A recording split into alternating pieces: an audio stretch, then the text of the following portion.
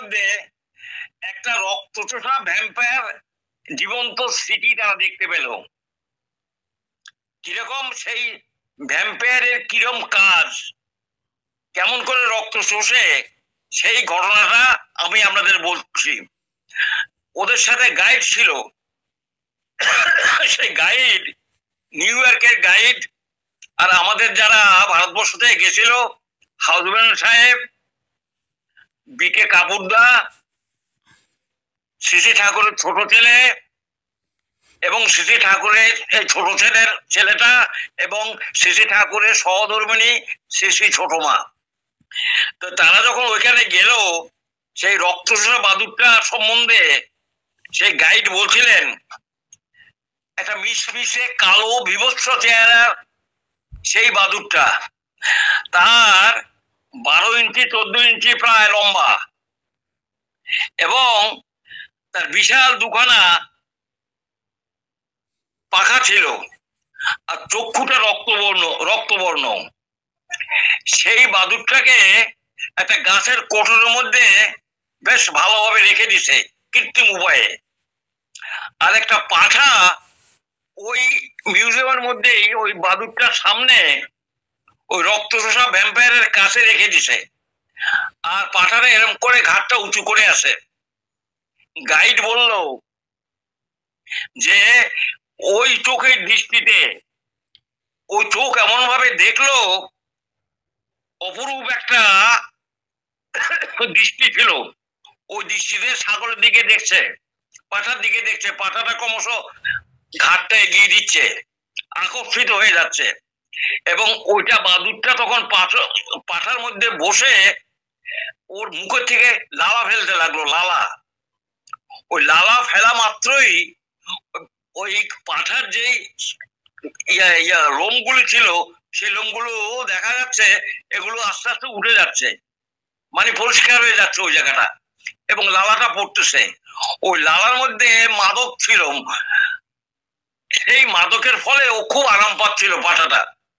এবং যখন ওই লোমটম গুলি চলে গেল, লোমটম গুলি অটোমেটিক্যালি ওই লালারে এমনই ঝাঁজ, লালার এমনই শক্তি, লালা এমনই একটা মাদক রস ছিল ওর মধ্যে, লালার মধ্যে, যার ফলে ওটা পরিষ্কার হয়ে গেল। তখন ওই চঞ্চু দিয়ে ওই রক্তচোষা বাদুরটা ওই চঞ্চু দিয়ে ওই ধমনী থেকে বিশুদ্ধ রক্ত পান করতে লাগলো। সেই জিনিসটা ওখানে মিউজিয়ামে ওরা দেখলো। ঠাকুর আমাদের বললেন, এটা ভ্যাম্পায়ারের কথাটা এই জন্য বললাম যে আমাদের দুর্বলতা আমাদের এত বেশি হয়ে গেছে, আমাদের বিশেষ করে আর্য জাতির মধ্যে, হিন্দু সম্প্রদায়ের মধ্যে। সেই জন্য ঠাকুর প্রথমে বললেন আমাদের দুর্বলতার বিরুদ্ধে যুদ্ধ করতে হবে। সেটা কিরকম? তারাও যত শীঘ্র পারো রক্ত শোষণকারী ওই অবসাদ উৎপাদক ভ্যাম্পায়ার ওই যে সেই ভ্যাম্পায়ারের আমি ডেসক্রিপশন দিলাম আপনাদের সামনে, 12-14 ইঞ্চি, 14-16 ইঞ্চি লম্বা, পাখা আছে, ঠোঁট আছে, চক্ষুটা রক্তবর্ণ, এবং লালা পড়ে। ওই লালা যখন ওই ইয়ের মধ্যে পড়ে, জন্তুর মধ্যে, এমনকি হাতির মধ্যে পড়লেও বলে সে হাতির ওই জায়গাটা সাদা হয়ে যায়, তখন ওর ঠোঁট দিয়ে চঞ্চু দিয়ে ওই হাতির রক্ত খেতে পারে। এবং এইভাবে রক্ত পাঠাটা রক্ত খাওয়াটা ওখানে দেখাচ্ছে ওই মিউজিয়ামে, কেমন করে কি করে কৃত্রিম উপায়ে।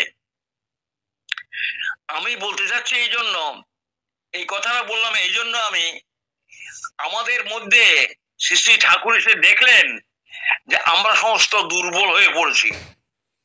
তার দুই একটা উদাহরণ আমি আপনাদের দিচ্ছি।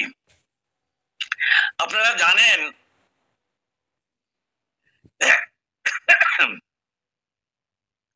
যে সোমনাথের মন্দিরটা হচ্ছে, এটা গুজরাটের মধ্যে অবস্থিত। গুজরাটে সোমনাথের মন্দির অবস্থিত। সেই সোমনাথের মন্দিরে, আরব সাগরের তীরে সোমনাথের মন্দির, সেই সোমনাথের মন্দিরে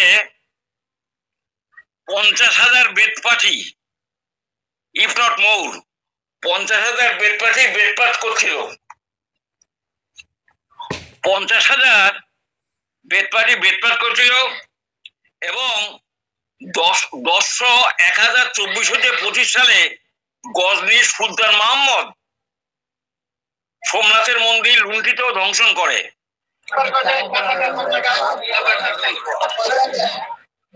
ইতিহাসের পট পরিবর্তনের নায়কগণ এই বইটার মধ্যে আছে, এটা ঐতিহাসিক বই। এটার মধ্যে আছে সোমনাথের মন্দির লুণ্ঠিত ধ্বংস করেন 1024 সাল হইতে 1025 সালের মধ্যে কে? গজনীর সুলতান মাহমুদ। সেইখানে কি হলো,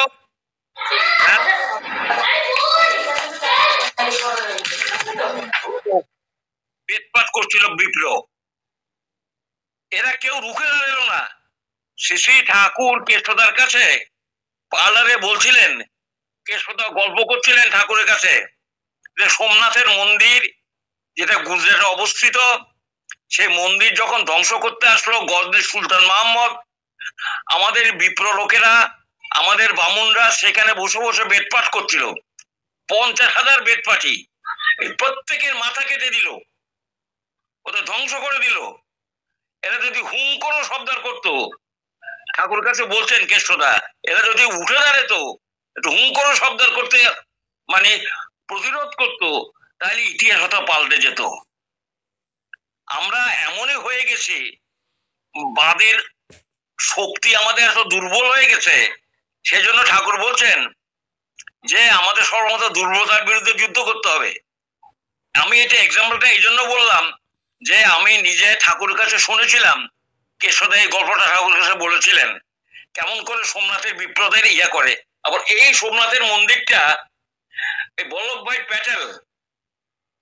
প্যাটেল 1951 সালে আবার এটাকে কি বলে ঠিকঠাক ইয়া করে দেন। এরা এসে কি করে এই মন্দিরটাকে ওরা এসে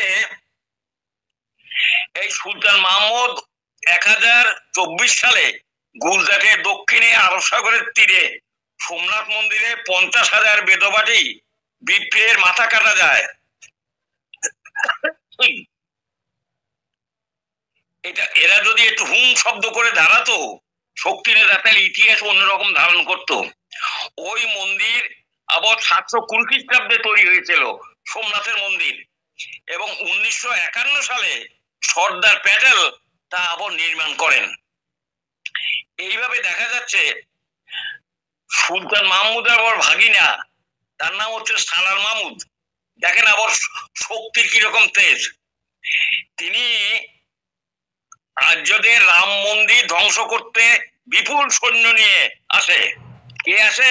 সুলতান মোহাম্মদের ভাগিনা সালার মাসুদ অযোধ্যায় রাম মন্দির ধ্বংস করতে বিপুল সৈন্য নিয়ে আসে অযোধ্যার দিকে।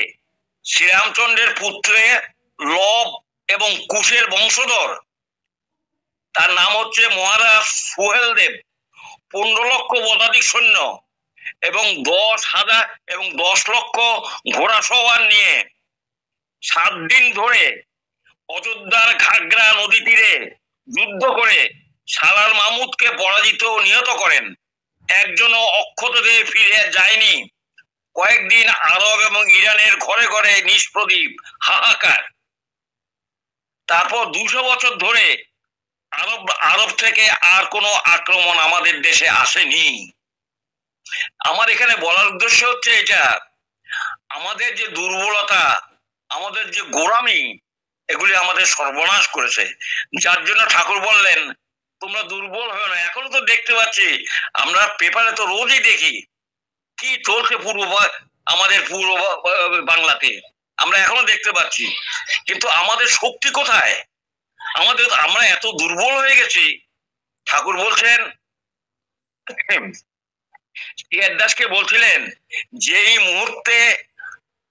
মুহূর্তে আপনি শক্তি পেতে পারেন, এবং দাস তখন প্রার্থনা করছে ঠাকুর আমাকে শক্তি দেন। ঠাকুর তখন শ্রী মাকে অর্থাৎ মনোময়িনী দেবীকে বলেছিলেন যে মা আপনাকে বলে দিবে যান, মার কাছে গিয়ে দীক্ষা নেবেন। দীক্ষা নেওয়ার পরেই শক্তিটা আসতে থাকে, একটুখানি কালচার করলেই। ঠাকুরের আসল উদ্দেশ্য হচ্ছে বলার যে তুমি সতের সাথে, তুমি ইষ্টের সাথে, তুমি মহাপুরুষের সাথে যুক্ত হও, যুক্ত হলেই তোমার বুদ্ধি বাড়বে। আমাদের সবচেয়ে পতন একটা কারণ হচ্ছে আমরা ঋষি বাদের উপাসনা করেছি, ঋষির উপাসনা করি নাই, যুক্ত হয়নি। আমাদের মধ্যে গোলামি এত বেশি ছিল, যার ফলে আমাদের দেশ ক্রমশ আপনারা শুনে অবাক হবেন, কাশ্মীরে 1320 খ্রিস্টাব্দের আগে কোনো মুসলিম ছিল না। এই বইয়ের মধ্যে লেখা আছে, এই বইটার মধ্যে, এই ভারতবর্ষের ইতিহাসের পরপুরুষের নায়কগণ, ডবল এম এ হিস্ট্রিতে সঞ্জীব এবং ডবল আচার্য, এই ভদ্রলোক লেখা।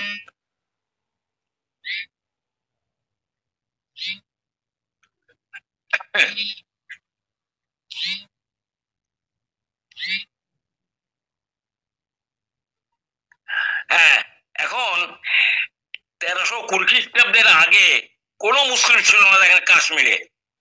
এখন সেই কাশ্মীরে বলবীর সিং যখন রাজা ছিলেন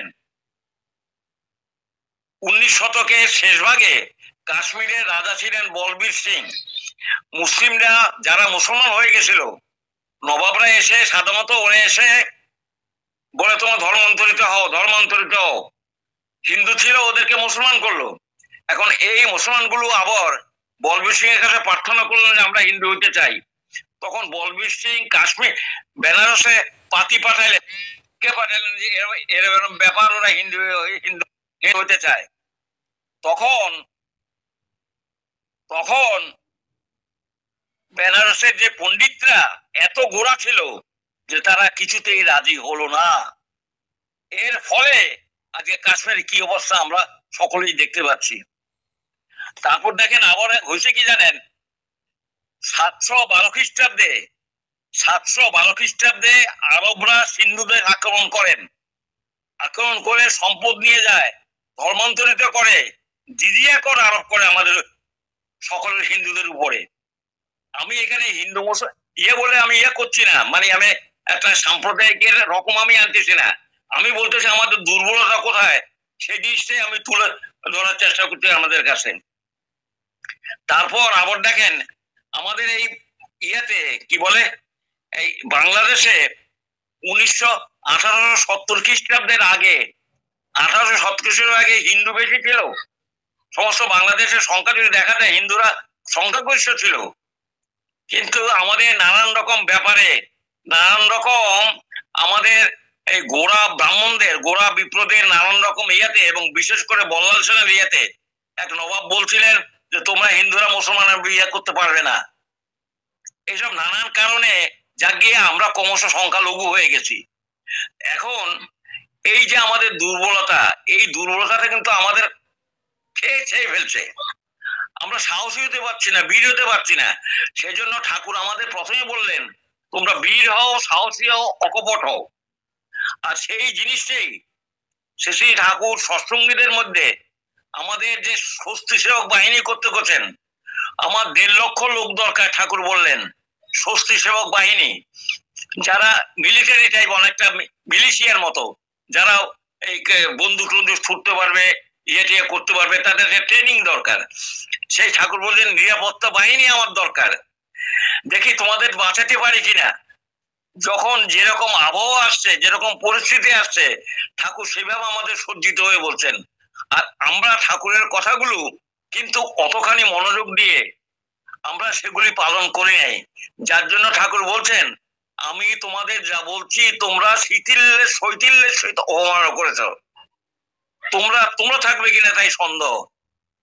তাই সুতরাং আমার শ্রী ঠাকুর অনুকূলচন্দ্র, যখন আমরা বহু লোকে আমার ঠাকুর কাছে চিঠি লিখতো, আমরা কি করব বলেন, আমাদের এখানে গোলমাল দাঙ্গা আমার চলছে।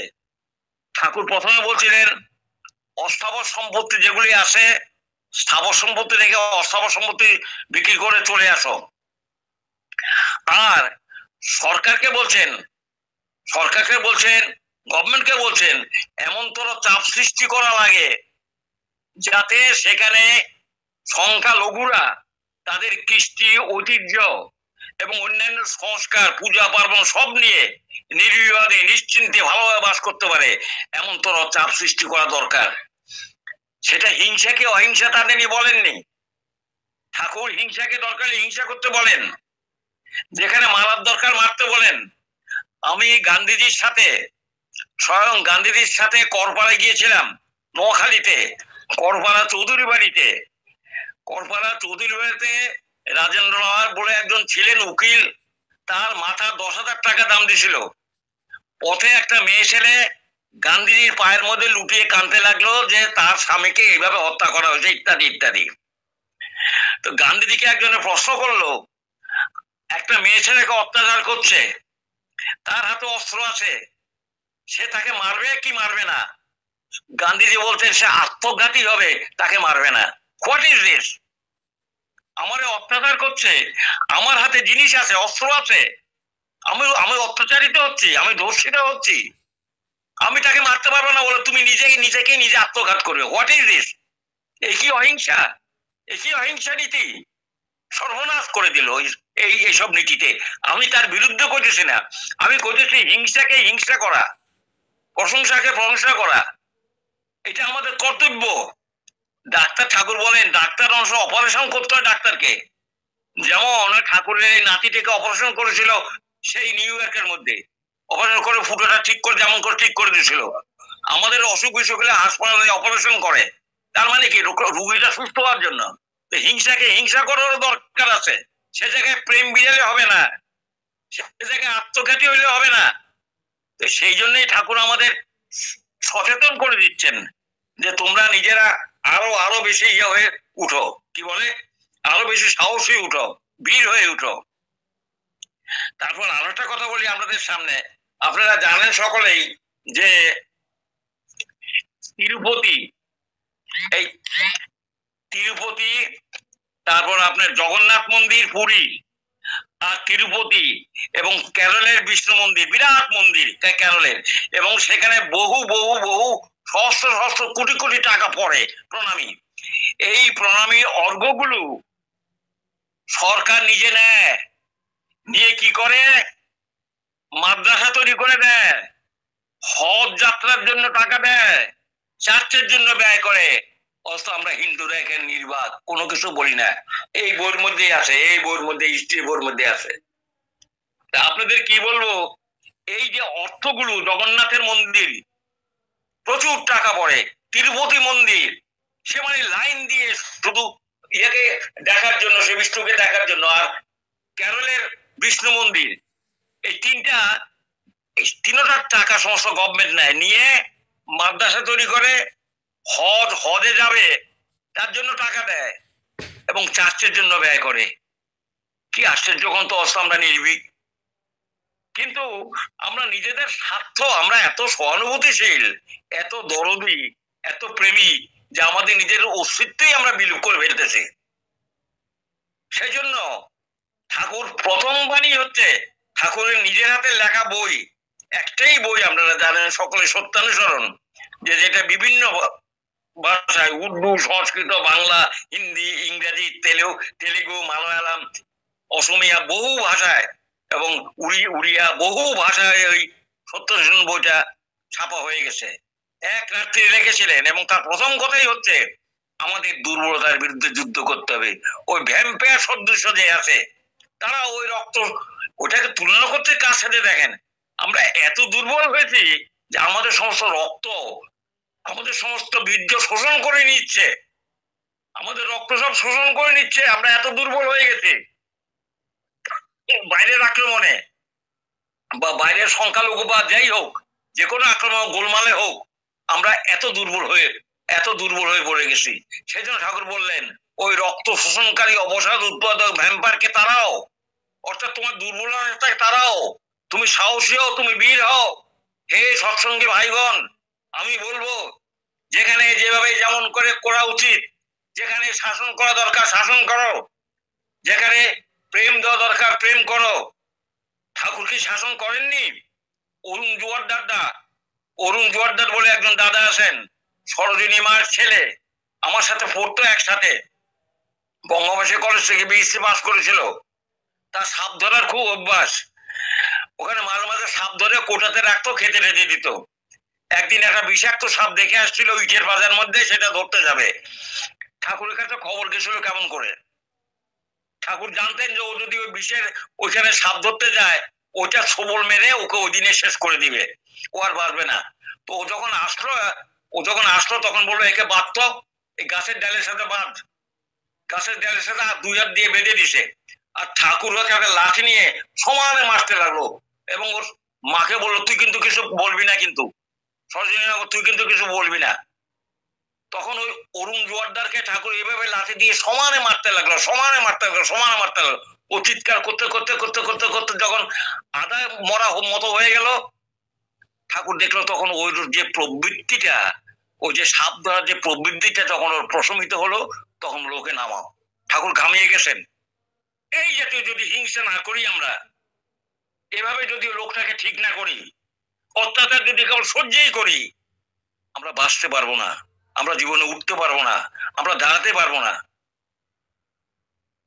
এই জাতটাকে আর্য জাতকা যারা সিন্ধু নদীর তীরে ছিল, আসলে সিন্ধু নদীর তীরে ছিল না, নবজামেল এবং সুবর্ণ জামল বলে 2টা জায়গা ছিল কুমুরি এবং সুমরিতে।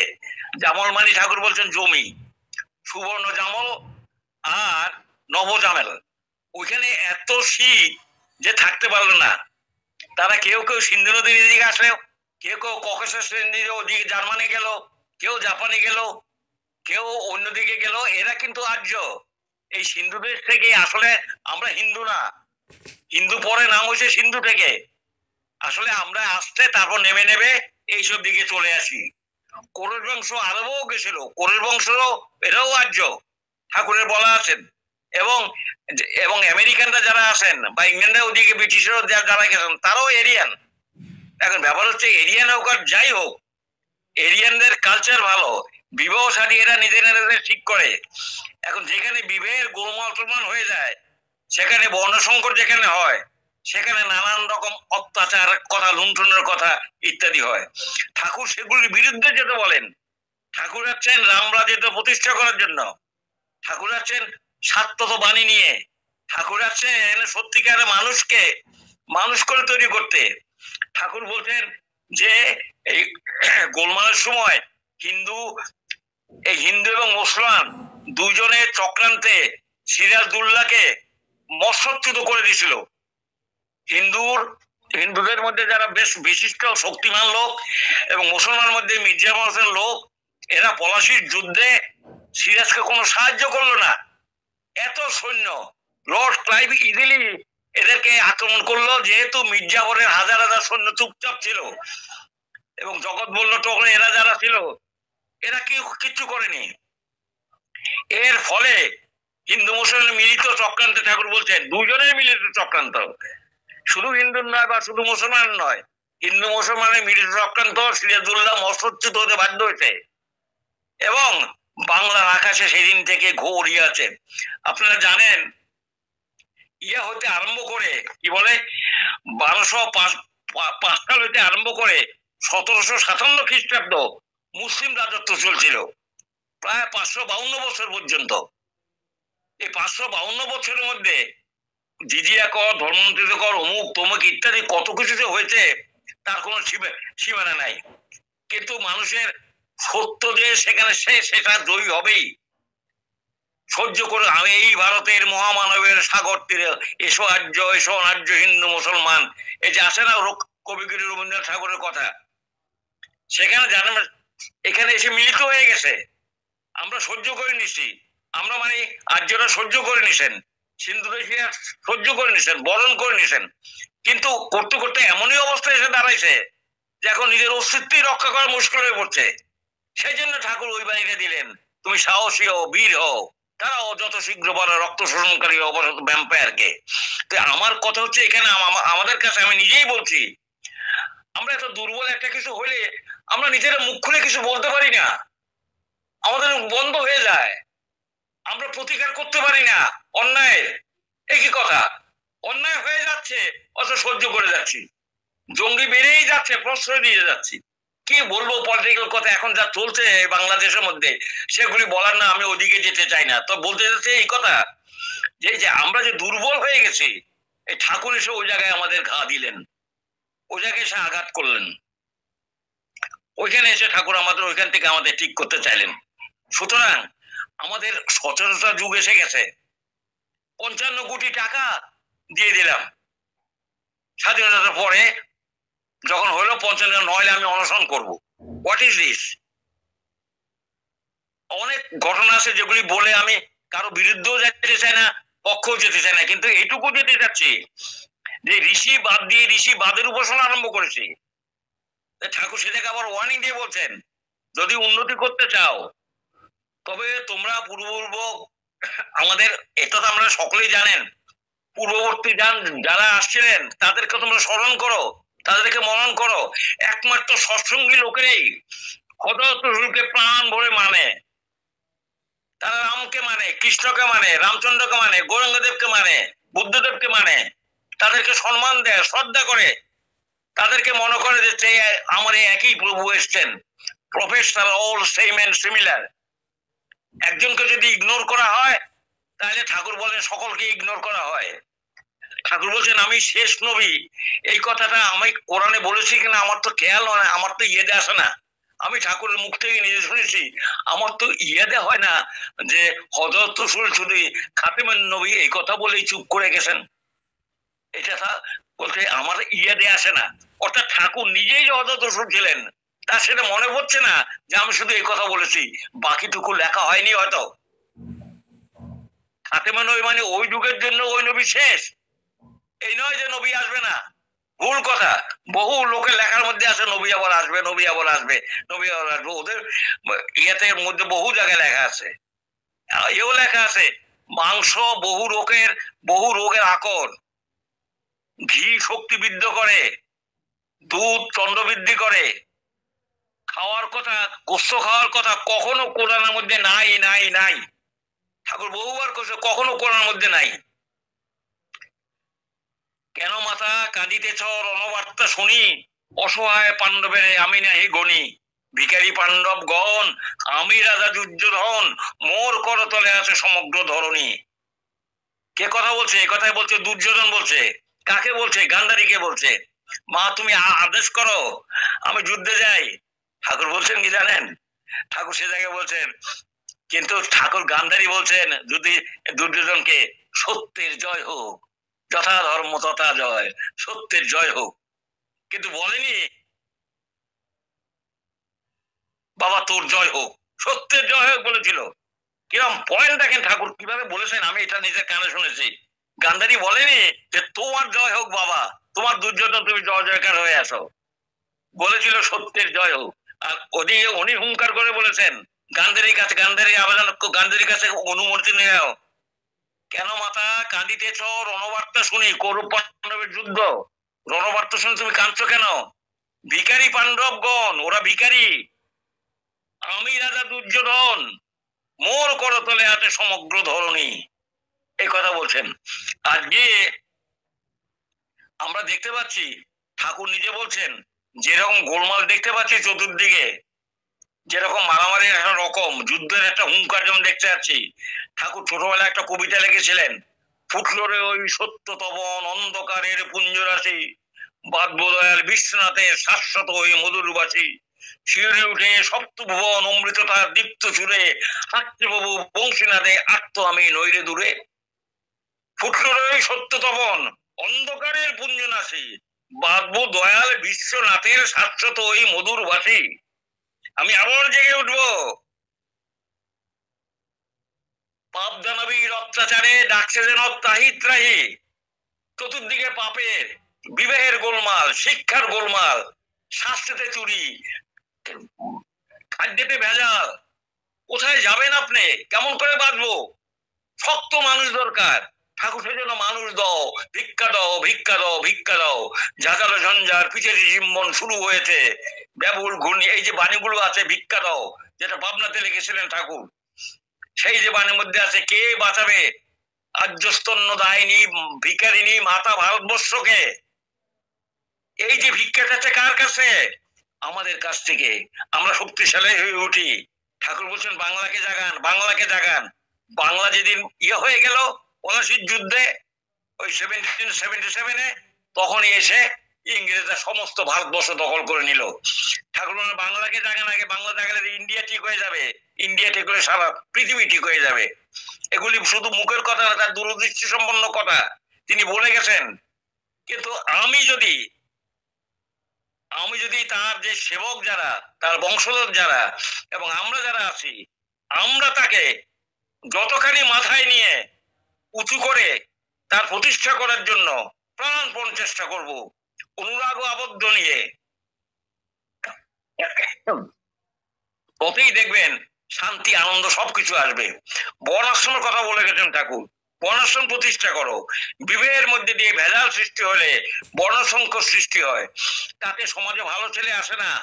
শিক্ষা যদি বিল্ডিংই করি, কিন্তু যে শিক্ষা নিবে সে যদি ভালো মাথা নিয়ে না আসে, তবে শিক্ষা কেমন করে হবে? সেজন্য বলে ইন্ডাস্ট্রি থেমে গেছে, কার বউকে নিয়ে গেছে, ইত্যাদি ইত্যাদি বহু রকম ঠাকুরের কথা আছে। ঠাকুর আমাদের সচেতন করে দিচ্ছেন, আমাদের জাগাতে চাচ্ছেন, আমাদের নিজেদের পায়ের উপরে দাঁড়াতে বলছেন, আমাদের ঐক্য সমন্বিত হয়ে বলছেন, একতাবদ্ধ হতে বলছেন। এবং শুধু আমাদের জন্য নয়, সারা পৃথিবী কেমন করে একতাবদ্ধ হবে। আজকে একটা বিল এলো, এক এক দেশ এক ভোট নাকি বলে, আজকে পাস হলো। তো ঠাকুর বলছেন একত্রাতা এক মন্ত্র তন্ত্র একে অধিষ্ঠান। এক ত্রাতা, এক মন্ত্র, এক পৃথিবী, এক মানুষ। এক মানুষ মানে যাদের বৈশিষ্ট্য অনুযায়ী যেটা থাকবে। কিন্তু আমরা কারোর সাথে কোনো বিভেদ করতে চাই না, ভেটোর কোনো ব্যাপার নাই, স্বাস্থ্যের কোনো ব্যাপার নাই। এখানে ব্যাপার হচ্ছে কিসের? ব্যাপার হচ্ছে আমার মনুষ্যত্ব অর্জন করার, ব্যাপার হচ্ছে বীরত্ব অর্জন করার, ব্যাপার হচ্ছে বর্ণাশ্রম মেনে চলার, ব্যাপার হচ্ছে ইষ্টক মেনে চলার, ব্যাপার হচ্ছে আদর্শ মেনে চলার, ব্যাপার হচ্ছে অন্য যারা যেখানেই তারা আসুক না কেন, তারা সম্প্রদায় সৃষ্টি করতে আসেন না। ঠাকুর মুসলমান সৃষ্টি করতে আসেননি, ঠাকুর হিন্দু সম্প্রদায় সৃষ্টি করতে আসেননি, যীশু খ্রিস্ট এই খ্রিস্টান সম্প্রদায় সৃষ্টি করতে আসেননি। তাদের নিয়েই সম্প্রদায় অটোমেটিক্যালি হয়ে যায়। সেজন্য কোন সম্প্রদায় কোনো বিভেদের প্রশ্ন আসে না। তারা যেখানে যে যুগে আসেন সেখানে একটা সম্প্রদায়ের সৃষ্টি হয়, সমাজ সৃষ্টি হয়। সেজন্য তাদের মধ্যে পরস্পরের মধ্যে বিদ্রোহ হবে, এটা ঠিক নয়, এটা ঠিক নয়। সেজন্য ওদের বারে আসতে হয় ধর্ম শাসনের জন্য, পৃথিবী রক্ষার জন্য, শান্তি রক্ষার জন্য। আমার পরম দয়াল শ্রী শ্রী ঠাকুর, আপনাদেরকে বললাম শ্রী শ্রী ঠাকুর এই পৃথিবীতে এসে গেছেন 1888 খ্রিস্টাব্দে, পরম পুরুষ শ্রী রামকৃষ্ণ দেবের 2 বছর 2 মাস 29 দিন পরে। ঠিক ওই সময়ের পরেই তিনি এসে গেছেন। আবার তিনি বলেছিলেন রামকৃষ্ণদেব, আমি পদ্মাপাড়ে আসবো, আবার আরেকবার জন্ম নিতে হলো, এবং পদ্মাপাড়ে আসবে অনেক লোক, দাস দাসী থাকবে, অমুক থাকবে তমুক ইত্যাদি। এটা 3য় খণ্ডে 45 পৃষ্ঠার মধ্যে এই কথাটা লেখা আছে। আমরা বিশ্বাস করি কোথায়? আমরা টেকো নিবদ্ধ হয়ে থাকি। আমরা পূর্বতন গতরে এমন ভাবে আসি, বর্তমান যিনি আসেন তাকে আমরা ধরতে পারি না। ঠাকুর বলেন টেকো নিবদ্ধ হয়ে আসো। টেকো মানে সংস্কার নিবদ্ধ হয়ে আসো। কি সংস্কার? কুসংস্কার নিবদ্ধ হয়ে আমরা আছি। সুতরাং ঠাকুর এসে আমাদের এগুলি সমস্ত ঝেড়ে ফেলে দিলেন।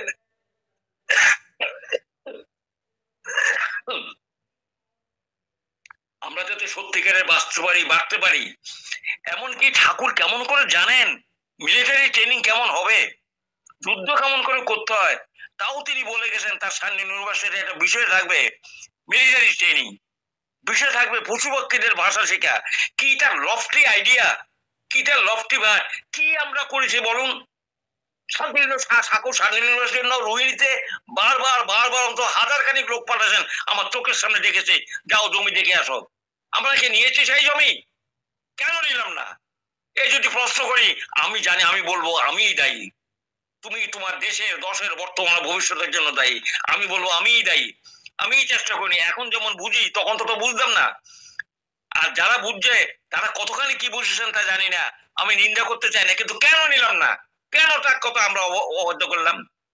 নিখিল কোলে বলে, নিখিল গিরি বলে এক দাদা ইয়েতে থাকেন, কি বলে জগদীশপুর না কি বলে, ওখানে থাকেন, আমি ওখানে গেছিলাম। তিনি একটা শ্লোক বলেছিলেন, ধ্যানমূর্তি গুরুমূর্তি, ধ্যানমূলং গুরুমূর্তি, গুরুমূর্তি হচ্ছে ধ্যানের জিনিস, মন্ত্রমূলং গুরু বাক্যং, মোক্ষমূলং গুরুপদম। এই যে কথাগুলি উনি বলেছিলেন আমার এখনো মনে আছে।